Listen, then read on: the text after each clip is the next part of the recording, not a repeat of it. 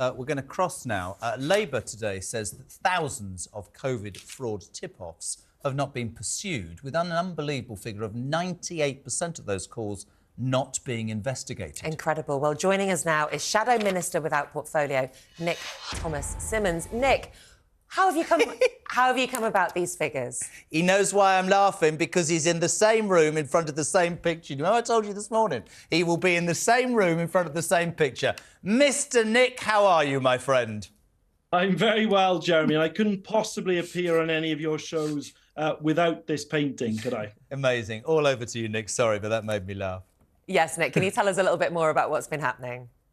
Yes, of course I can. So this is information that's come from a ministerial answer from the government. And as you will know, there's an estimated over £7 billion possibly that's been lost to COVID fraud. And to much fanfare last year, the government set up a COVID fraud hotline with the idea that people can ring up with information or with leads that can then be pursued. And what we've discovered from this answer is this just shocking statistic that only 2% of these leads have actually been properly acted upon. In other words, 98% have not. And it really does show, firstly, a lack of competence, but secondly, a lack of care for these huge amounts of public money that, frankly, the government should be doing everything it possibly can to recover. Labour's policy is to have a COVID corruption commissioner whose job it would be to go after this taxpayers' money and get it back. And it's clear the Conservative Party just isn't, and this Conservative government just isn't doing it. And Nick, can you just give us an example of the kind of fraud that we're talking about here? Well, it could be a number of different things. It could be fraudulently, for example, claiming something within one of the COVID support schemes that existed. For example, you think back to things like the furlough scheme, schemes like that of support where a particular person or business, or even it's been suggested, organised criminal involvement was able to use fraud to extract money for, say, an employee that didn't actually exist or something like that. So these are the kind of examples that we're talking about. But Nick, do me a favour, what would the government's response be to the fact, I don't know how long ago you said this was set up, 98% of cases has not been looked at? Why is that? Whose fault's that? Why hasn't it been done?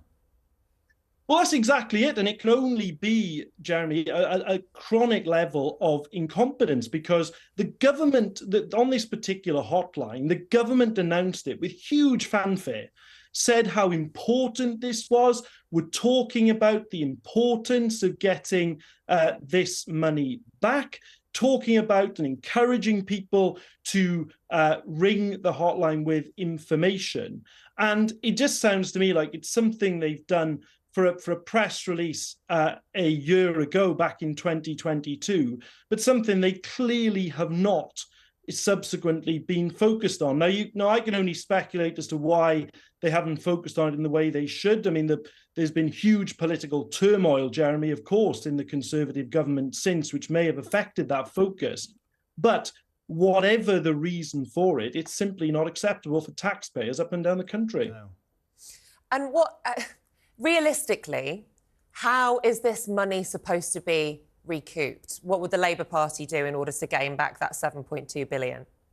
So as I indicated, I think you actually need someone appointed whose sole job it is to actually go after this money and to do it, and for them to have the legal levers, the information at their disposal. We call it a COVID corruption commissioner. But that's the kind of person you need, someone of stature appointed to that role who can actually go after this money, because there's been a number of estimates in recent years of the amount of money lost to COVID fraud. And I use the figure of over 7 billion, 7.2 billion is one of the figures that's put forward. So this is an enormous amount of money that could make a significant difference in other areas of the government budget. And that's why I think we need that level of focus on it, to make sure that you have a person answerable to ministers whose responsibility it is to start getting this money back. Nick, final question. Obviously, a pretty seismic time in Rishi Sunak's premiership. We saw pictures when we were talking to you outside the COVID inquiry. He's due there for 10 o'clock this morning. He's going to be talking about furlough. He's going to be asked about Eat Out to help out and all of that. He's also nailed his premiership to Rwanda. We all have opinions about that. Will you be voting for that, Nick? No, we will not be voting for what is, frankly, a highly expensive, unworkable scheme. £290 million so far to send 3 Conservative Home Secretaries to Rwanda. What we actually need to do is to use that money to create a cross-border policing unit in our National Crime Agency to bust the criminal smuggler gangs.